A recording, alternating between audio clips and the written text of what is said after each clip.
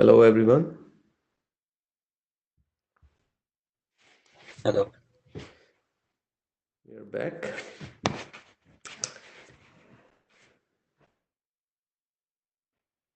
Okay, good.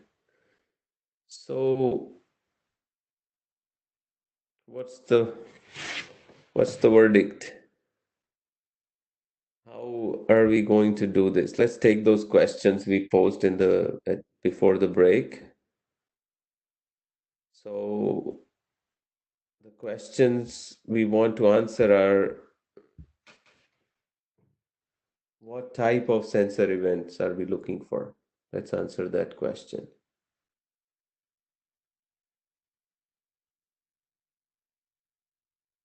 Yes. So, that's a good one. Harry said CM attitude. Anybody else have any thoughts?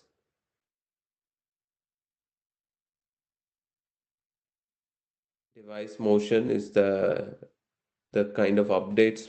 Yes.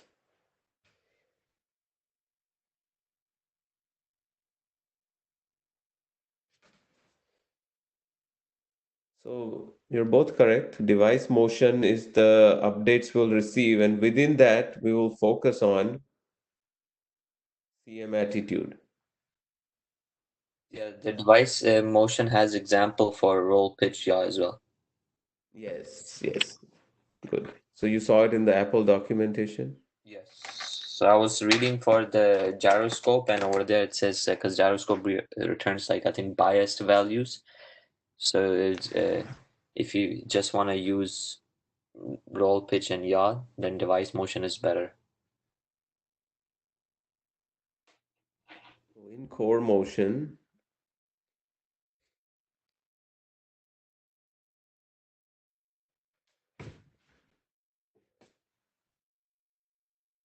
so these are different classes available to us within the core motion framework.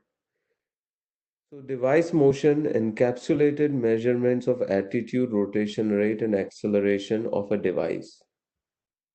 And CM attitude is basically just the attitude. So device motion is more than this. I'm not sure if there is like some computation going on. So within the attitude, you've got the roll, pitch, and yaw. And roll, pitch, and yaw. Anybody come across what these are in your reading? Let's hear from somebody who hasn't spoken.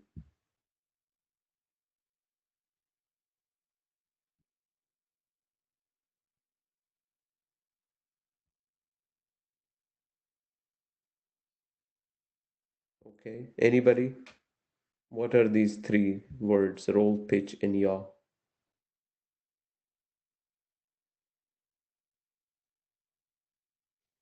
These are different axes. Yes. So basically, the rotation of the device with respect to any axis, right? All three of these. Just Google it. Roll, pitch, yaw.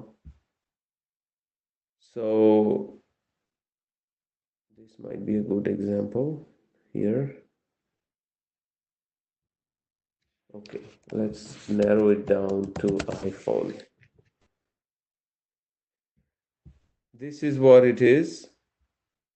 So roll is the angle of rotation.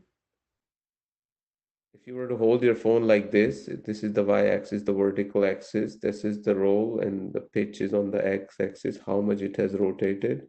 Always counterclockwise it is measured, and yaw is the same thing along the z-axis.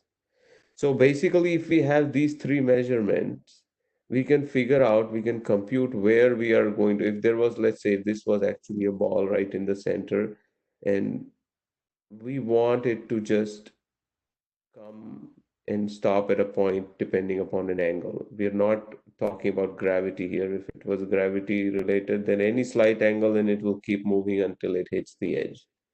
So right now we just want to take it to some point based on the angles and stop it there. That's our job.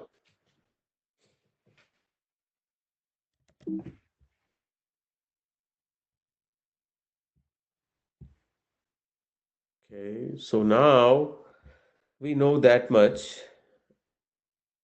So how do we, what are our steps?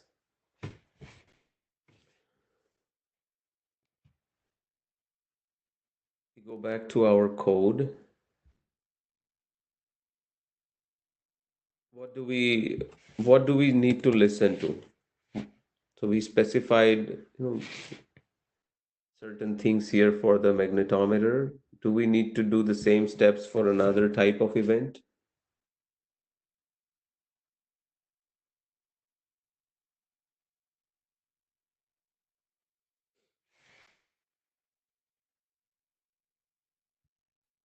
What is the event that we will be, or what is the, the interval?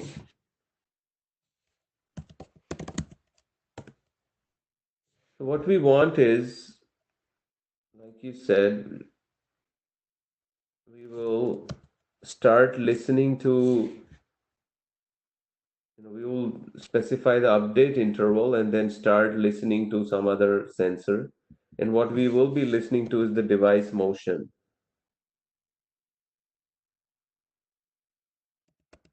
So device motion update interval, let's make it the same as before, the frequency. And then we start listening to start, as you're typing, you should see the options, start device motion updates. Exactly the same as that, same two arguments, the thread on which it is going to run and with what handler. So we'll specify the same option for the thread, and for the handler, once again, we will receive two arguments. These handlers, they all come back with the same two arguments, some data and an error message if there is any error. So we'll call it device motion data, and this is where we'll implement the same, pretty much the same implementation. First, we'll check for the if there is any error. If there is an error,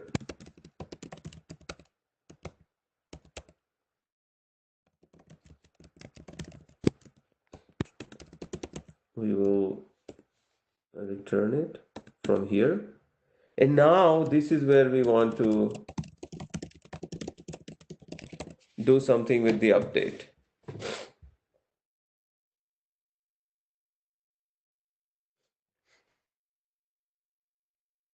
So once again, let us, we've got the three: roll, pitch, and yaw, right?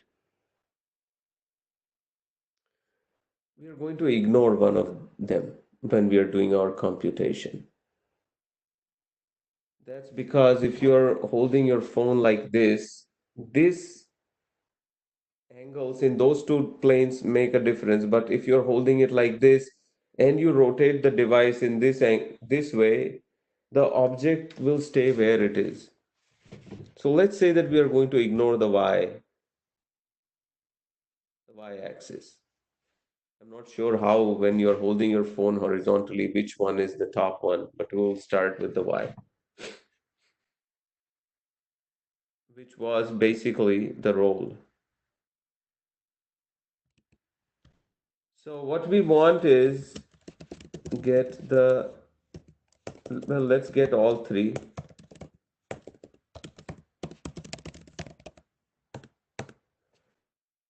How do we get the roll out of the data we are receiving?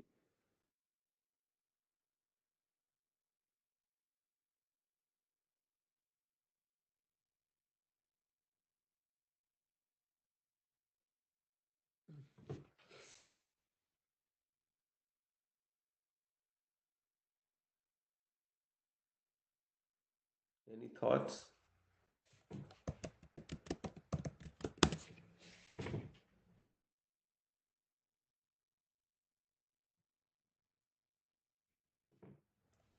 So just like, see, we have this magnetometer data object and we are getting the magnetic field and then the strength of it in the three dimensions.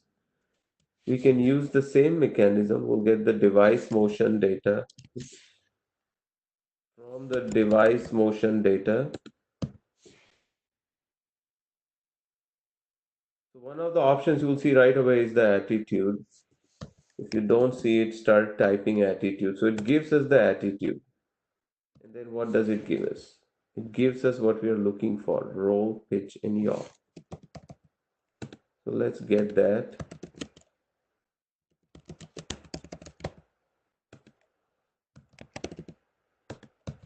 Similarly, we'll get the pitch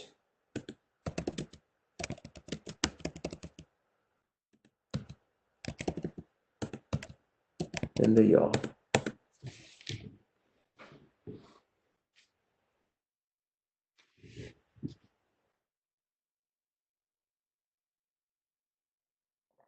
We have two choices. We could pass this roll, pitch, and yaw here and do some computation here, or we could compute the new location of this object and just pass that along through our observed mechanism.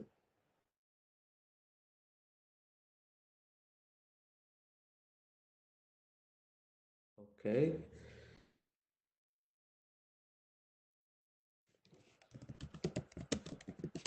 So we'll use pitch and yaw to compute the new x and y locations.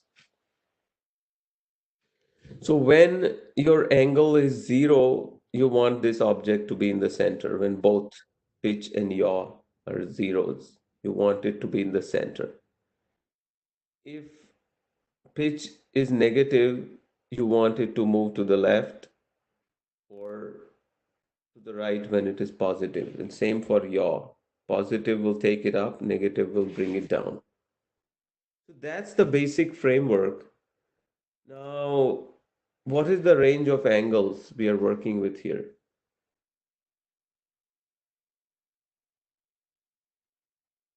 180. 180, right? Both, it can go from minus 180 to plus 180. For our purpose, what we will do is a 180 takes the phone like this. What we will say is we want to deal with only up to 90 on each side. So plus 90 to minus 90, like this and like this. So we'll ignore anything outside of that. So that's work with range plus 90 to minus 90. Okay. The other question I have is what is the units in which we get this roll, pitch, and yaw?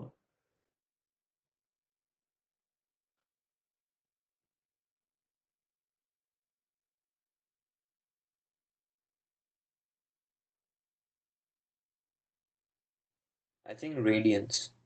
It's in radians, right? So it's basically pi. Pi by 2 to minus pi by 2 is what we are looking for.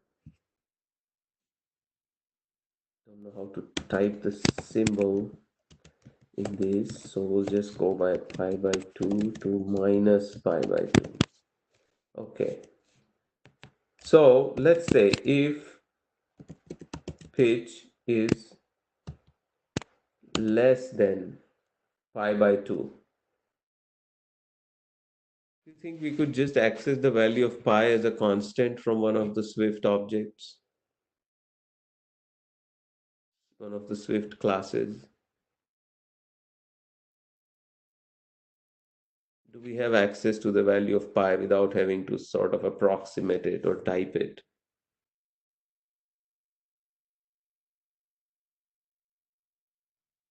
Yeah, We can use double dot pi. exactly.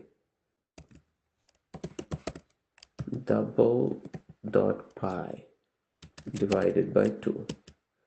So if it is less than pi by 2,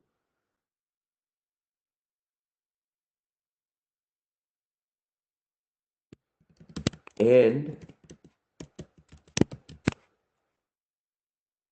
minus greater than minus pi by 2. Now this Swift has a problem here. What are our problems?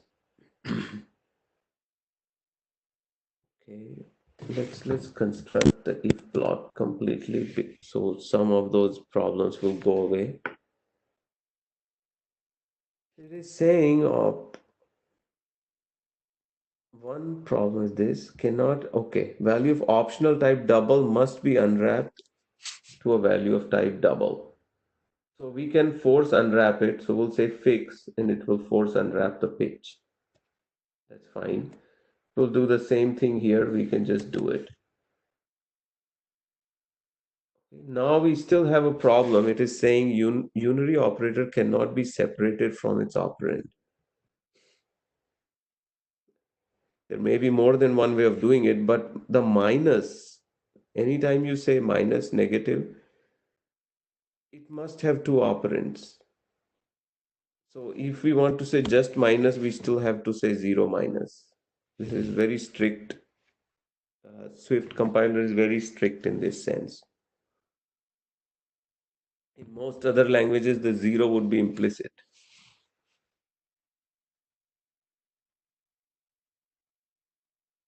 So now our pitch is in this range, minus 90 to plus 90. So what we want now is at when it is 0, it needs to stay in the center, just like we did the computation in the Android app. What we will do is we will subtract. See this, okay, one more thing.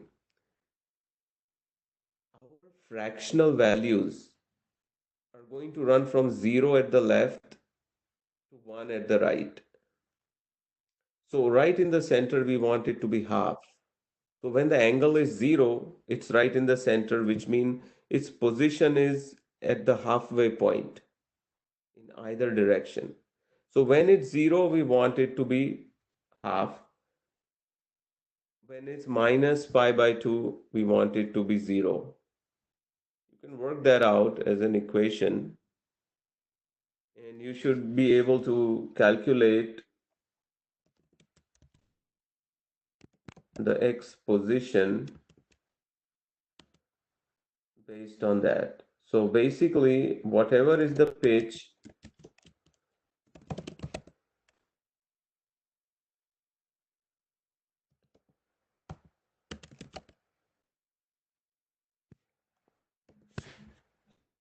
so what this does is oops, need to add a bracket here.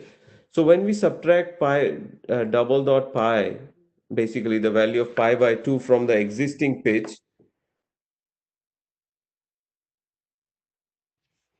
no, I'm sorry, we need to add it. So when it is minus pi by 2, we add pi by 2 to it, it will become 0.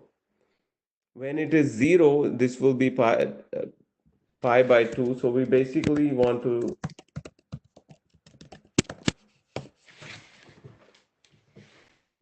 some sort of, it's elementary algebra.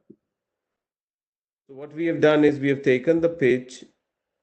When the pitch is 0, meaning the phone is flat, then this double pi by 2 divided by double dot pi by 2, this is going to give us a value of 1 when I want actually half. So let's get rid of the by 2. This is what we want to do. Our range is minus pi by 2 to plus pi by 2, which means the entire range is pi. And this is where our object fits in that range. We divide it by pi to get a fractional value.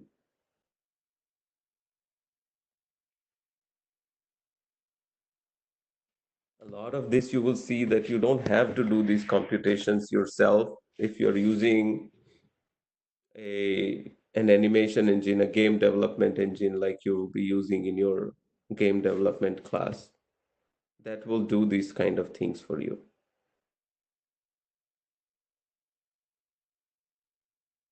So So we've got, so let's just double check what happens when it's minus 90 or minus pi by 2. So this is minus pi by 2 plus pi by 2. It's a 0. 0 divided by whatever it is going to be 0. So it will be to the left. So when the angle is minus 90, it will be to the left. When the angle is plus 90, this will be pi by 2 plus pi by 2. So that's pi divided by pi, that's 1. So it will be to the extreme right. And when this is 0, it will be in the center. So we've got this figured out with the pitch. We can do the same thing with the yaw.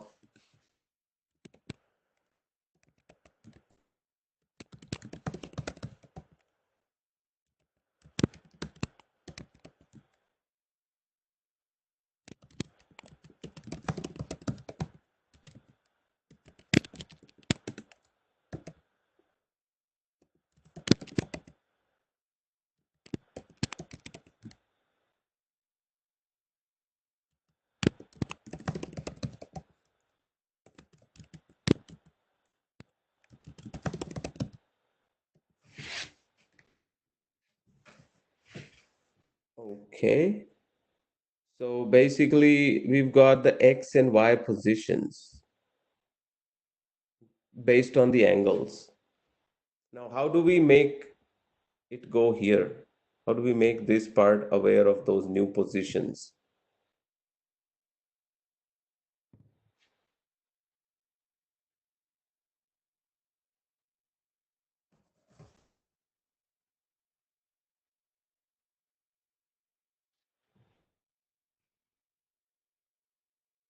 What do we need to do?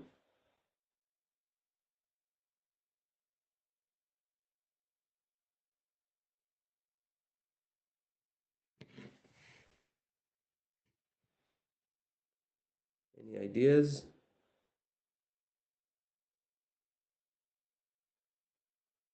So I think first we have to combine the value of the pitch and the yaw to the wheel.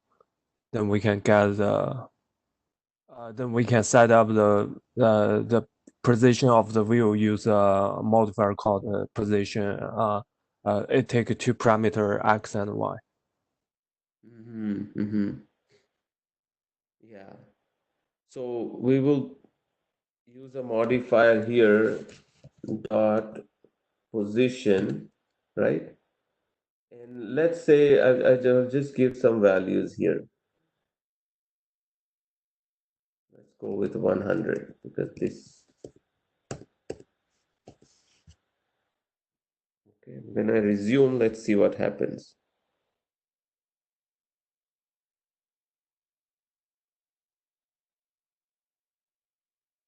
Okay, so what that has done is, what has happened here? This got applied just to this, right? We want this to go to the entire stack. So what we have to do is we have to modify the stack.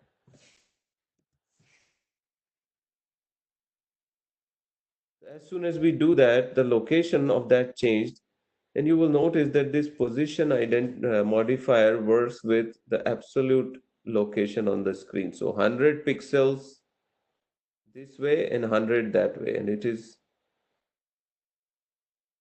read the documentation, we are talking about the location of the center of this object, where it is going to be. So it is 100, 100.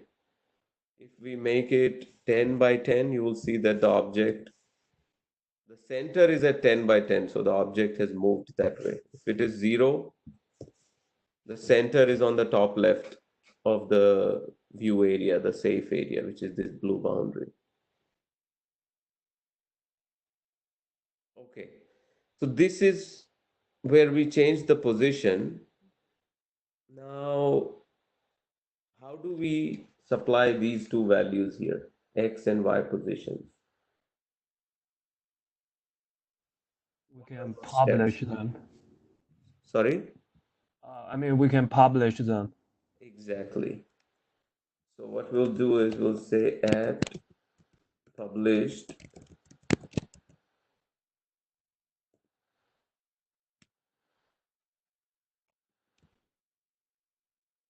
assign, because we are working with fractional here, right? In this class, we are saying half means center. So we'll initialize them as half, both of them, so that by default, the object will be at the center.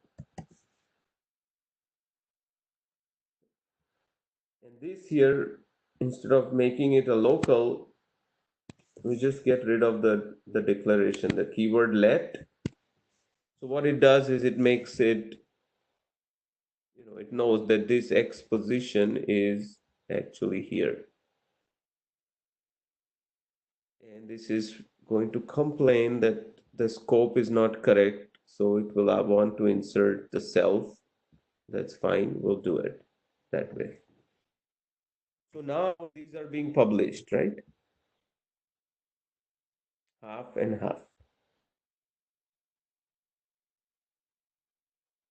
So the rest of it is already in place. We have the same motion processor object, and we are already using these X, Y, Z values. Now we just need X position and Y position. So here that's what we can do.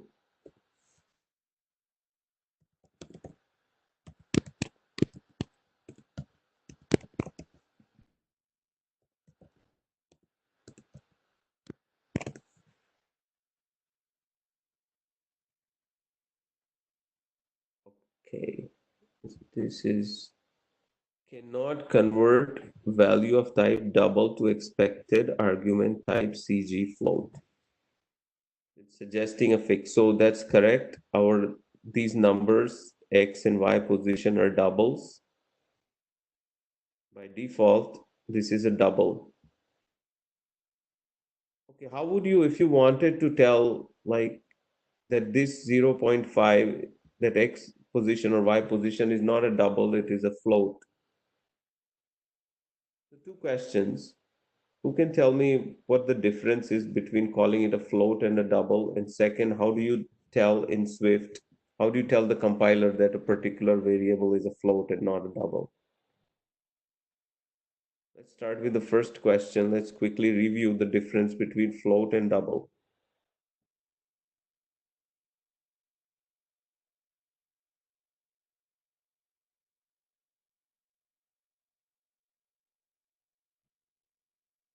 Anybody?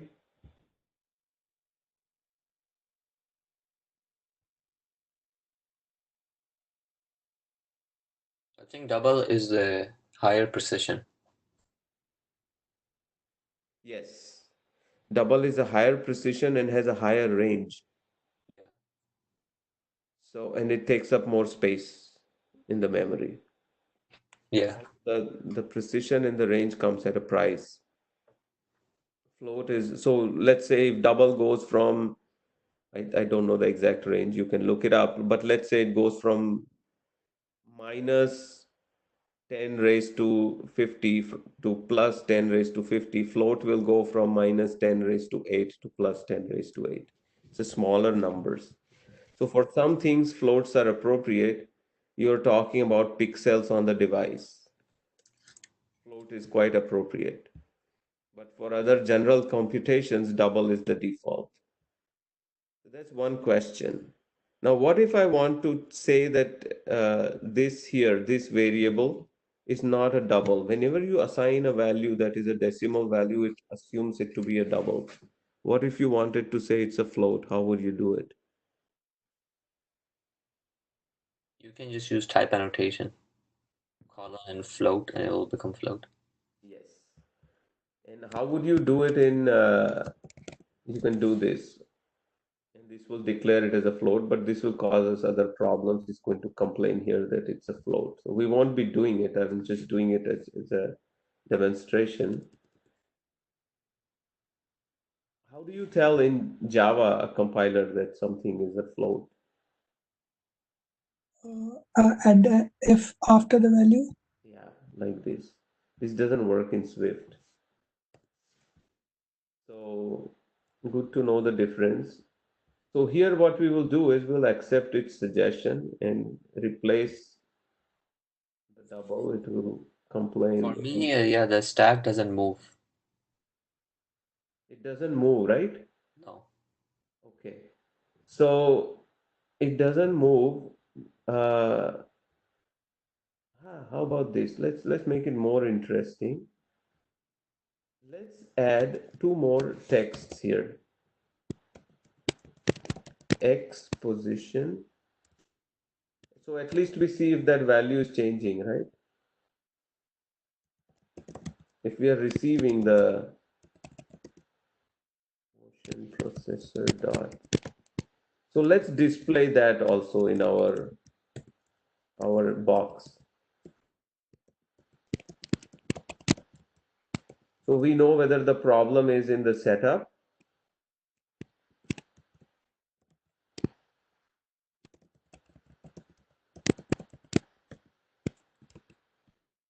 or in the, whether the events are being received or we are not using this position correctly.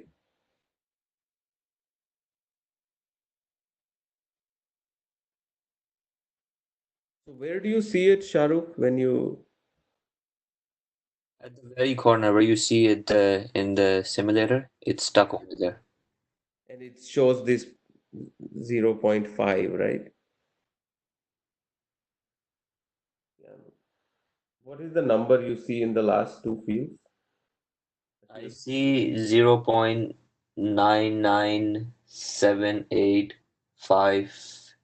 Does it It's change as you move changing. the device? Yeah, I can show you the device. Okay. So I removed the position one for now, so it's in the center. Yeah. It's changing, right? It is, I think, yeah. Perfect. That's what we want to see. So what is happening is you're receiving the event, and because our positions, we are using fractional 0 to 1, it basically we are saying that the center should be at the first pixel on the top left. That's why it goes and sticks there. So now our job is to find out how to make it relative. It is absolute. It's taking 0 to 1 absolute in terms of pixels, but we want to know what the width of this device is and then multiply it in either direction.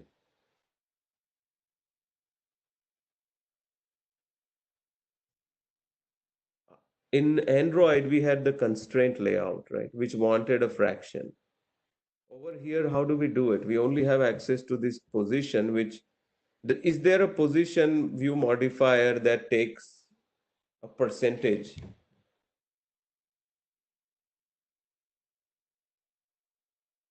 Can you look up if there is a position view modifier that takes a percentage?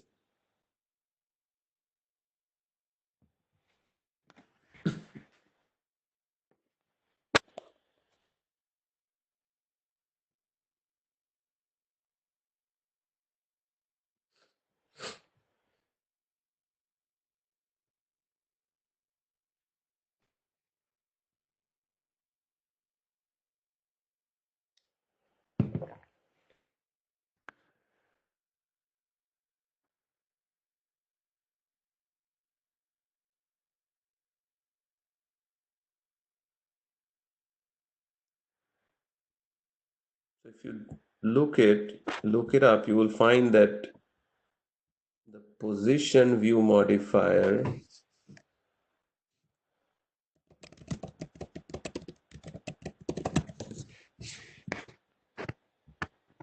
in the view class.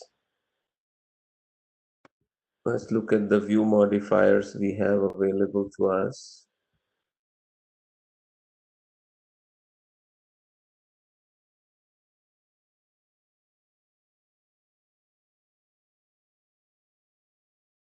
Configuring views, layout.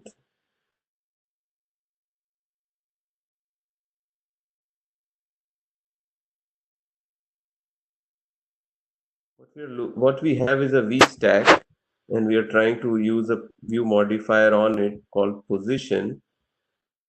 So sizing, positioning a view, right? So these are the ways we can position a view.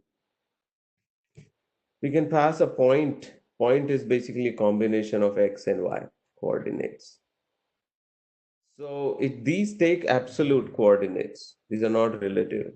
or we can specify an offset, how much to move it from the origin. Origin is always the top left. So none of these works with fractions. Now what you want is, depending upon the device, your screen size may be different. It is going to be different. So what we want to do now is we want to know,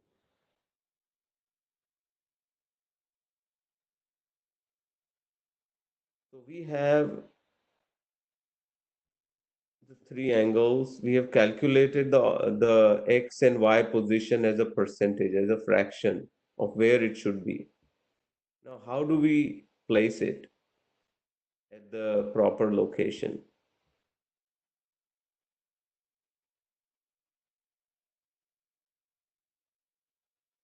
This is what you will come across. If you were to look for how to do this, you'll come across something called Geometry Reader.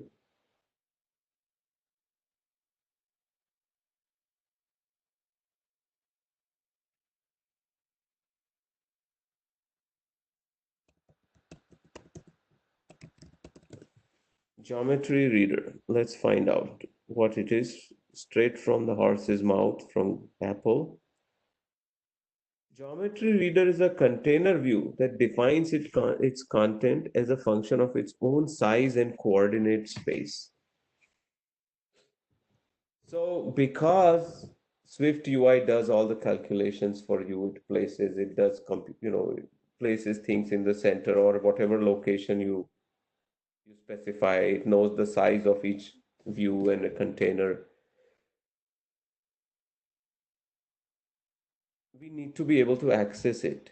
And the way to access it is to, this is like it's a container view, and its job is to give us access to the size, whatever is in it.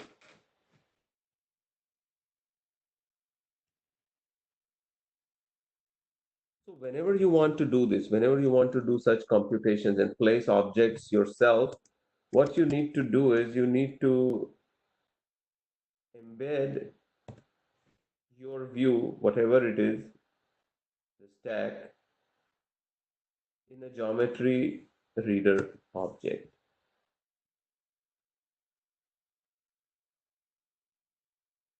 What I will do is I'm going to open this link. I can paste it for you if you want to look at separately. Okay.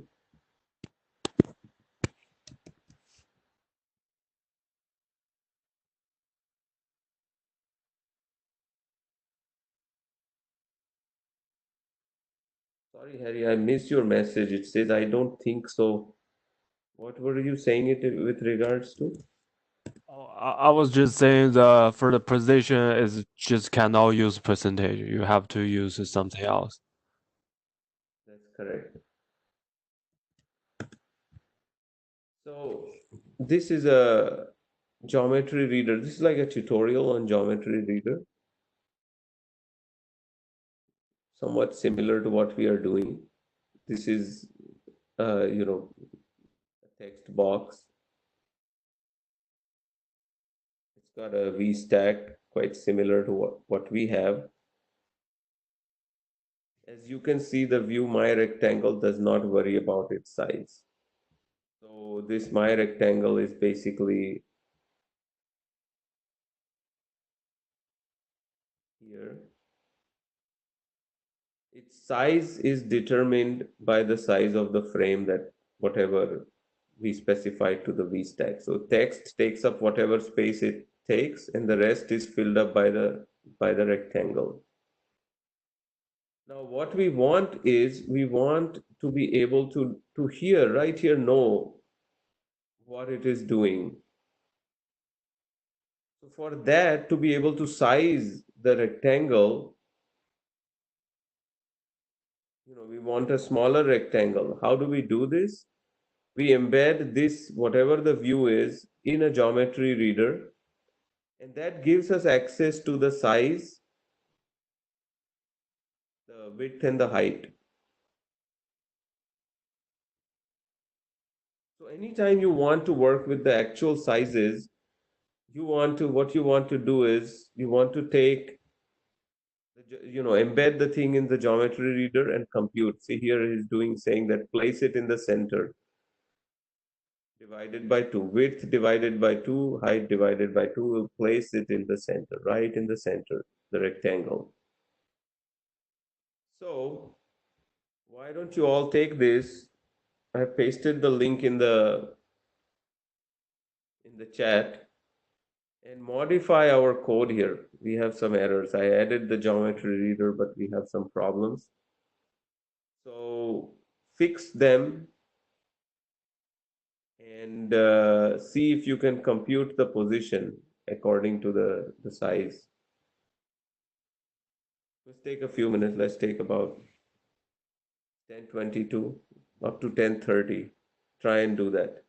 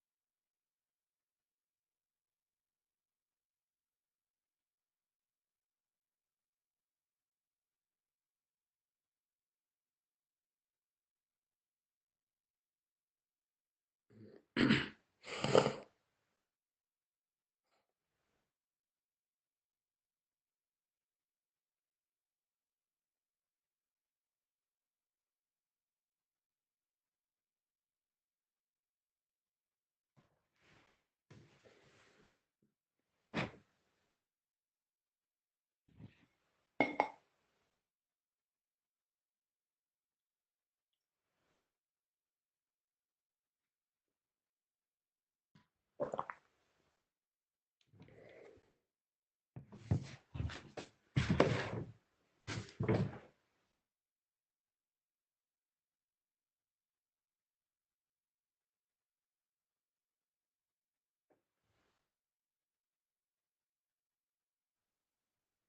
can access the variables for geometry reader for some reason.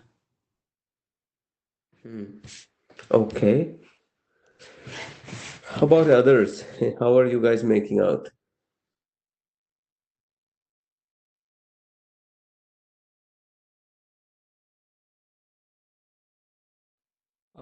I'm still working on it. Just try to convert that into the percentage. Okay. How about we give you a few more minutes? Let's take another 5 minutes. If you guys are done before that, please post in the chat. We will resume.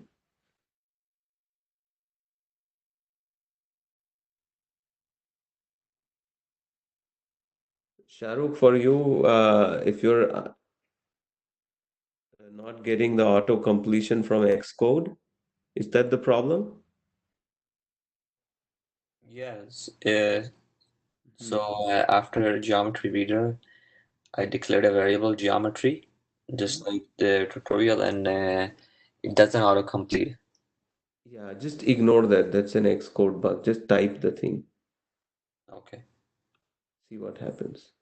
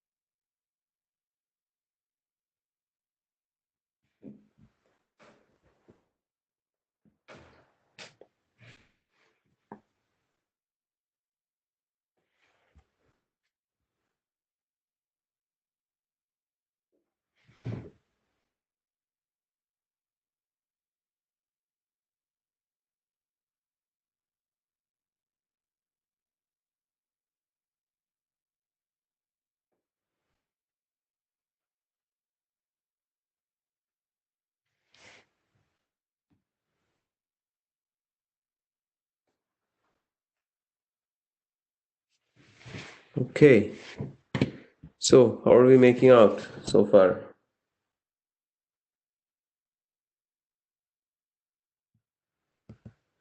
Anybody got it running the way we want it?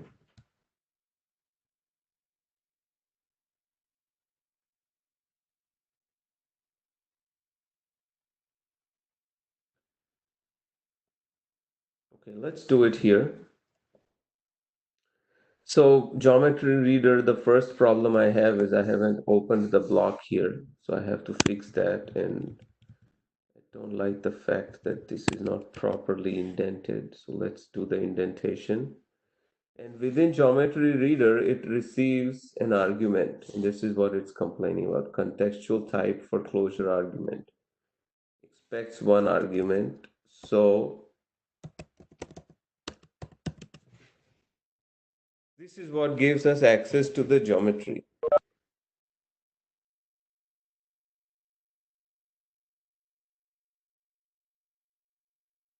And as soon as we do that, we will run into all sorts of problems. Okay. But these are all easy to fix. It's complaining that as soon as we put this in a block of its own, it does not any longer have access. This becomes out of scope, the class variable here. So all we need to do is just accept its suggestion and fix.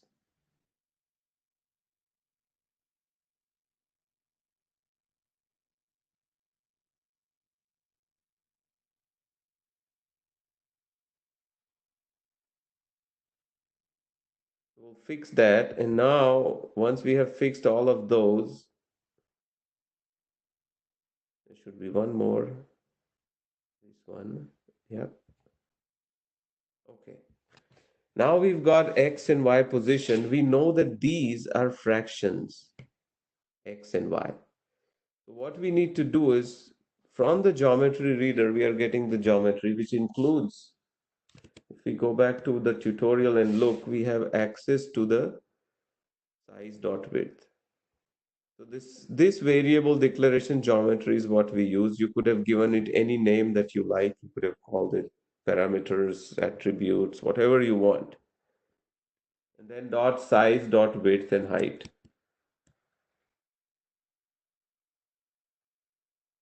So let's do that. Let's multiply it here. Geometry dot. So this is what Shahrukh was saying. When you start typing here, Xcode for some reason does not give you the completion, and I have no idea why. But this will work.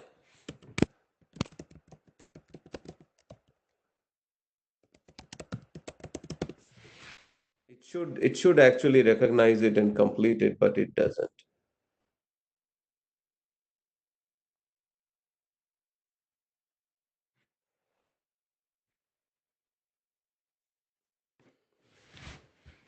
What is the problem now?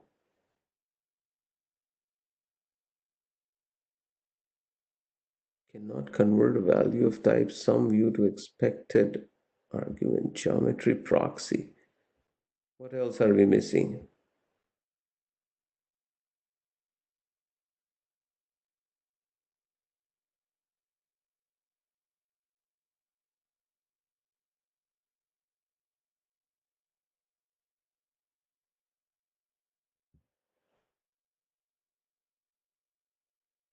Build failed. So going back to this from time to time I have seen Xcode has bugs. So even though sometimes intuitively you will feel that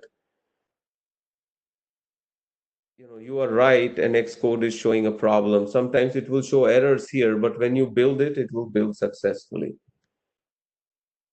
I don't know if any of you have run into it. It keeps on complaining in the editor, in the code editor, but when you run it, it runs. Here we do have a problem. It is saying cannot convert value of type this to, it is expecting something geometry proxy. Okay, this I have not seen before. So I'm going to do what any reasonable person would do. What you have to do is take the geometry size dot width out of the CF float statement and put it inside a regular CF float, because I think you have put that inside the CF float. statement that's trying to convert, and geometry size dot width is double. Oh, So if you take it out, and then you have to convert geometry size width to just like CG float, you have to cast this one. It will give the error. So if you cast geometry size to CGF float, it will work. so this is the change. We basically casting just this and then multiplying. So far, it hasn't complained. Let's see. This is Xcode. There are some, you're expecting something like it should actually, because if okay, right. So probably this itself is a float. If this was a double, then this CG float will get cast to a double, and then this whole thing would be a double, which is a problem.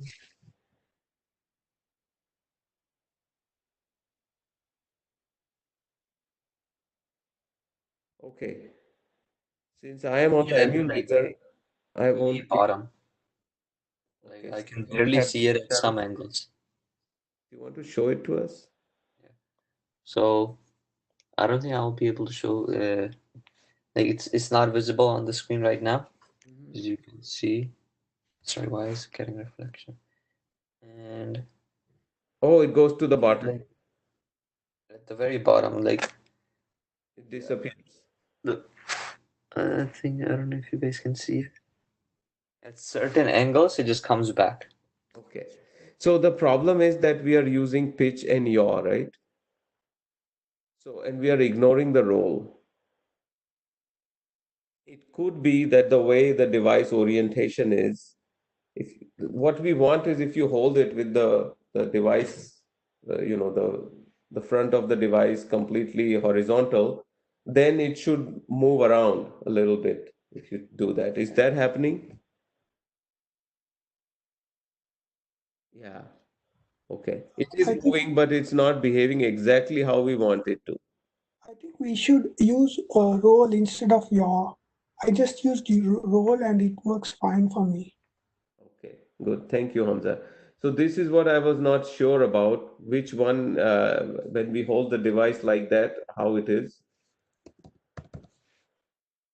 And the other thing I don't know what if depending upon the device orientation, if it changes the definition,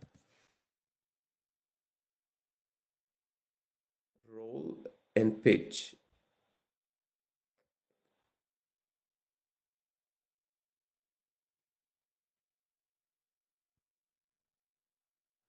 So, which one, Hamza, did you use for X position?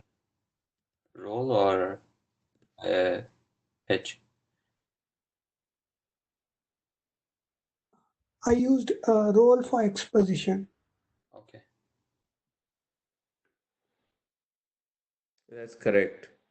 So roll and pitch is what we need. We are ignoring the yaw if this does not change.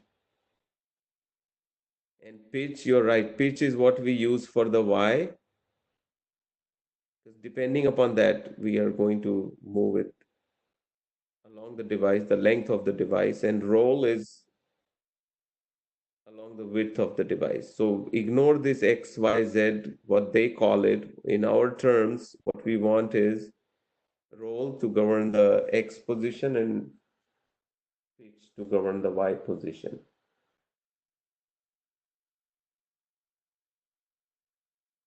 This is also reversed. So you will change that as well. You call change with the roll, you will change the X, and with the pitch, you will change the Y.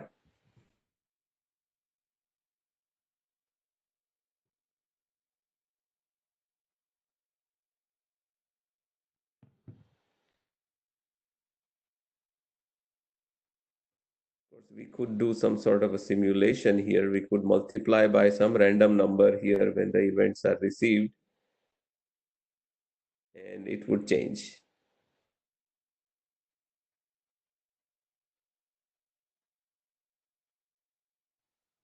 So mine, for some reason, it doesn't start with center. Like it's off screen. It's similar to like it was before. can see when I have my phone upside down, now it's at somewhat center. So when your phone is completely horizontal, what happens? It goes away. Yeah, it's at the like very bottom over here in the corner. Okay. And when I Hamza, do it like, yours starts in the center if the phone is horizontal? When my phone is horizontal, it starts from the center. Okay. wait, so why is it not mine starting? So Shahrukh, just make sure that you are using pitch and roll. Yeah. So a pitch, sorry, a roll for X position and a pitch for Y position, right? Yes. And the initial value should be half. Yes. I have initial value as half, 0.5. So just make sure that there is the computation, there are no errors. When you're calculating the y and the x position, it's y is pitch plus pi by 2 divided by pi, and x is roll plus pi by 2 divided by pi. Yes, I have a roll plus by 2. The same way the in the position where you're specifying, Shahrukh, just also there also check that you just Yeah, I think, wait, yeah, it's divide pi by 2. I think that's what my mistake. Pi by 2. we have to divide just by pi. If you divide by pi by 2, I think it's going to be No, so you did a pitch plus pi divide by 2, right? So I wasn't doing that, yeah. So now it works. okay. Yes. So Perfect. if I have a completely horizontal, I can show it like, I don't know, maybe you guys can see. See? Yeah, yeah, yeah. Phone is completely and it's in the center. So if I move up, goes down. This way it comes here, left, and right. Very good. This is what we wanted to more or less achieve in this activity. Let's see if we have anything else. About the others, anybody else? Harry, you are not able to test it, right? You will have to test it when you get your new phone or an adapter. Yeah. Yeah. Yeah, I'm not able to test it right now. Yeah. How about you, Sangini? Yes, Professor, I actually did like before break, after break, I had to go out, so I couldn't follow further and I came back. Okay. So the lecture is being recorded. You can catch up. You can, catch up with the coding and everything, and you'll be able to see the same thing. Yes, Professor, I'm sorry. That's okay. And Michelle, when you also get a chance, I know you already said that last time you had to leave early, so whenever you get a chance, do try it out. It's fun to see these things in action.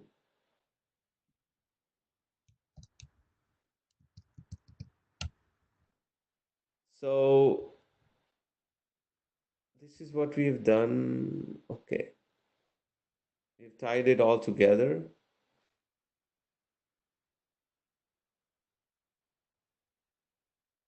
We're almost at the end of our lecture. So, are there any questions about what we did today, the topics we covered? Yes, I have a question about how you want us to implement these in the final project because there are certain things that I'm thinking like in the app it doesn't make sense since Mhm. it's like because if my app doesn't have any kind of movement or position so I was trying to think how to have like most of those features Mhm, out mhm. because I think we need like we can just have leave one out, right? Okay. So So, yeah, good question. Final, I wanted to talk about that. I did not do it in the beginning. So, I have added one more item here. So, there is a list of 7 things here. and you have to use four. So you don't have to force something, if your app naturally does not, a sensor does not fit, you don't have to use a sensor. If the camera has nothing to do with your app, you don't have to use the camera.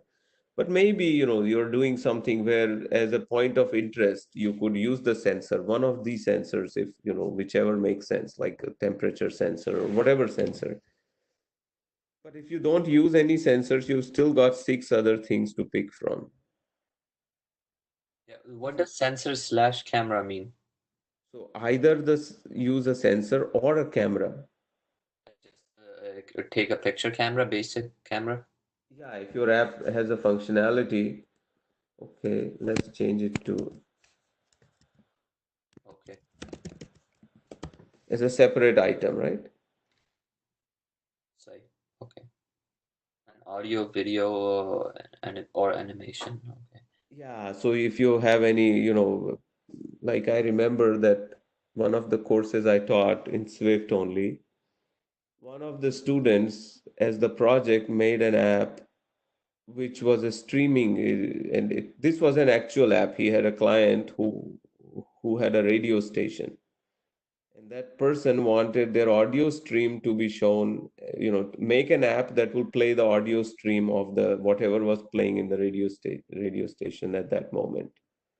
So he made an app, and for that, you need to retrieve a stream and play it using the media player. Okay. And Yeah. that's what is meant, audio, video, or animations. You can embed an audio clip and have a player. I don't see this. All of these are just ideas.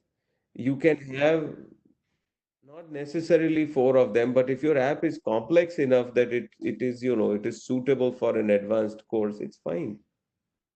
This is just a guideline because I don't want the case where the apps are, and this was the feedback from the previous cohort, the previous batch, that Rob said that their final projects were, not as extensive as they needed to be. So we decided that we are going to lay down some guidelines. So this way, if you include four of these, you're likely to have an app that has some level of complexity. Okay. That's So the idea. yeah, when we post or submit a write-up, so are you gonna give feedback on that based on like you think if it's complex enough or not? Yeah, or too complex. I've given feedback also last time. Because my I'm doing this I'll use the same app for Capstone as well, Mhm. and for that Rob said the app, like the idea of the app could be as complex as we want. So if we're thinking to create an Uber company, for Capstone, we won't have the entire app built, but if we have most of the features. So similarly, like with your thing, if I'm trying to make Uber and I mentioned that for this project or class, I will have like these features implemented. I won't have the entire app completed. Yeah, yeah, that's fine. Your scope of your app can be much broader than the implementation because you have today is the third week or the fourth week? Today is the third week, right? I don't know. So yeah, it's the third week, three classes. We have nine more classes, nine more weeks, and you've got six or seven courses. Each one of them has a project.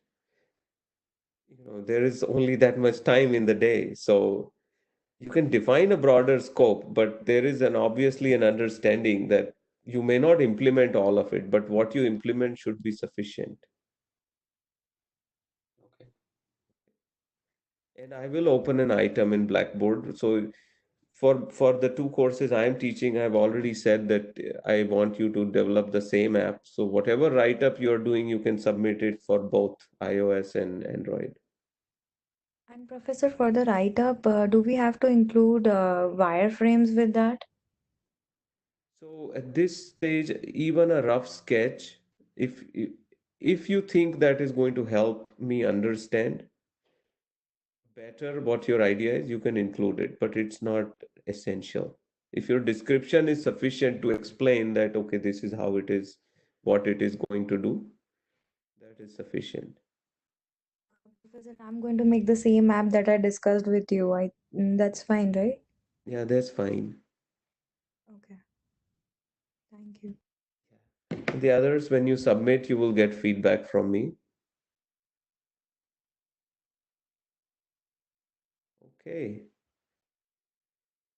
All right, so that was it. Today's class, broadly, we covered more about the sensors. We looked at what the combined framework is. We looked at what the core motion framework is and the geometry reader and Swift UI. So overall, we touched upon various aspects today. And next class is going to be about notifications. Next week, we'll be doing notifications in both Android and iOS. So we'll stop here and wish you guys a good weekend.